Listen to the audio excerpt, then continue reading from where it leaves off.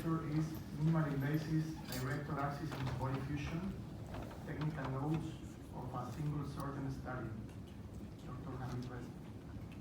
Well, thank you very much for the opportunity. This is my disclosure. And thoracic spine generally has been relative spine surgery. We cannot mobilize the thoracic spine, and compression is or retraction is very difficult. So for the posterior approach, generally we have been doing lots of bone removal, including laminectomy, facetectomy, even removal of the pedicle and the corpectomy, so we can just approach it. So in the last 10-15 years, we have been doing many lateral position approaches with the access surgeon, including thoracotomies that require an access surgeon, but as well management of the thoracic approach, including chest tube, ICU stay, and so on. Now, the procedure that I'm going to show you is actually based on two other procedures that we have been doing for a very long time.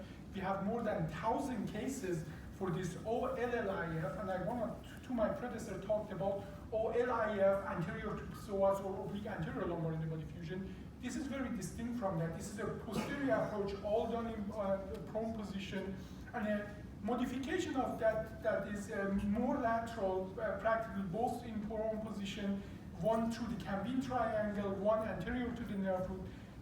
The 1,000 cases that we did here gave us the experience that we could then take those experiences and apply to the thoracic region. This is a minimal invasive, and this is an open surgery, as you see, and we know the minimal invasive is not about the skin incision. What you do under the skin is going to make it minimal invasive and reduce the damage. And there is enough data that the minimal invasive is overall safer, and it's actually, in many regards, going to make the recovery much faster. I'm not going to go on that, but the data is accumulating significantly in that regard. So there is a reason that we should start thinking about minimal invasive thoracic approaches. And here in our approach, we utilize the same methodology, meaning all in prone position. We make a ½ inch incision in the intercostal area in the posterior axillary line. This procedure can be done at any level below the scapula. Then we will run the probe, a blunt probe, along the rib. We position that probe then in the posterior third of the disc, and then enter the probe in, put a tube in that is 8 millimeter in diameter. That 8 millimeter tube allows us, with the same instrumentation that we use for the OLIF, and again we have done thousands of that, enable us to do the discectomy, prepare the end plates, and put a cage in. In the bottom right, you see the cage placed, or the shadow of the cage. From our OLIF study with 1,000 cases, we know what the fusion rate is. We know that the disc preparation and end plate preparation can be done safely and efficiently. And here is the result. Interbody fusion, and we complement it with the percutaneous posterior fusion, and all done minimal invasively, and this is the 3D rendering of it, and here we see the end result on patient's back. Now, most of the studies are done on about 24 of cases.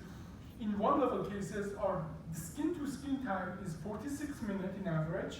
Our blood loss is under 100 cc, and vast majority of patients go home within 24 hours because they are ambulating within 24 hours. As a matter of fact, I show you later on, 96% of them. Two-level results are comparable. Learning curve from the OLIF can be transferred here. 40 cases is needed to be efficient, but many of those cases, learning curve can be accumulated with the lumbar surgery. As well, from the lumbar surgery, we know that the BMI does not affect the length of the surgery or complication rate. Every 30 minutes in the surgery, there are enough data there. It adds 70% combined risk to the surgery. So if you make a 4-hour surgery, a 1-hour surgery, you're actually making the surgery safer. Here the result for TLIF, for MIS TLIF in red, and then green, the OLIF, the result for the thoracic cases are very similar. And as well, this is one of my last slides that shows that 96% of our patients ambulate within the first 24 hours. And the result is for the thoracic region actually very similar. 2/3 of the patients are discharged under 23 hours. And if you have questions, please just look us up. We have educational venues for this. Just Google inspiredspine.org and we can give you all the information you need. Thank you very much.